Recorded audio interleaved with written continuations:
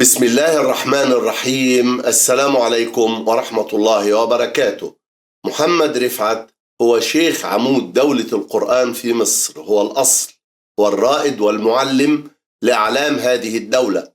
جمع في صوته بين جلال الخشوع إلى حد البكاء وجمال العذوبة والتمكن واكتمال الطبقات الصوتية، فكان شيخا للبكائين وإماما لمن يعملون بحديث رسول الله صلى الله عليه وسلم: حسنوا القرآن بأصواتكم، وفي رواية: زينوا القرآن بأصواتكم فإن الصوت الحسن يزيد القرآن حسنا.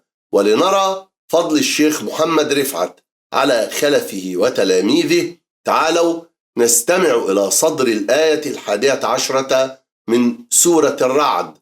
تعالوا نستمع إلى قوله تعالى: له معقبات من بين يديه ومن خلفه يحفظونه من أمر الله. تعالوا نستمع إلى هذه الكلمات من كتاب الله الكريم كما قرأها تلاميذ الشيخ محمد رفعت: مصطفى إسماعيل ومحمد صديق المنشاوي وعبد الباسط عبد الصمد ومحمود علي البنا، وأيضا كما قرأها خلفه محمود خليل الحصري، وهو الوحيد من الكبار الذي لم يتتلمذ على الشيخ محمد رفعت. تعالوا أولا نسمع هؤلاء رحمة الله عليهم أجمعين. له معقبات من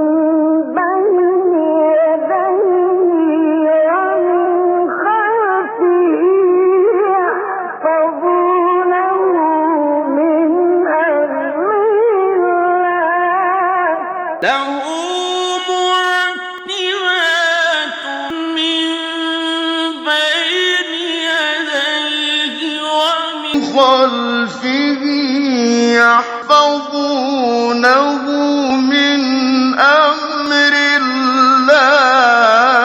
له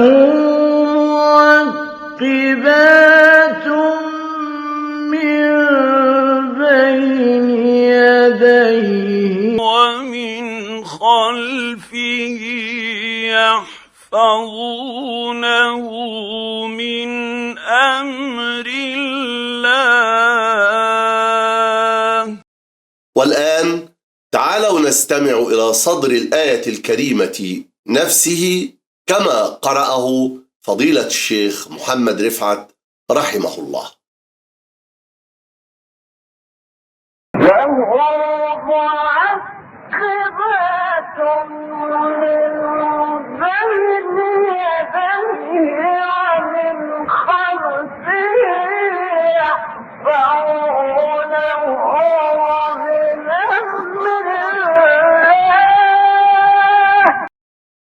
ذلك فضل الله يؤتيه من يشاء والله ذو الفضل العظيم.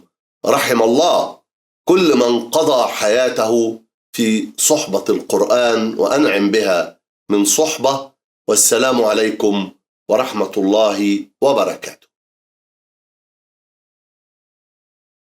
الشيخ محمد رفعت والشيخ عمران والمشايخ هذول أحب أصواتهم يعني، لكن ما أدري في طريقة معينة عندنا أو التركيبة يعني الحنجرية مش مهيئة لنا. يعني أنا ما أدري، منطقتنا كلها وحتى الجزيرة العربية، أنت شفت حد من السعودية يجوز هذه الطريقة؟ إلا المصلين الذين هم على صلاتهم دائمون والذين في أموالهم حق معلوم للسائل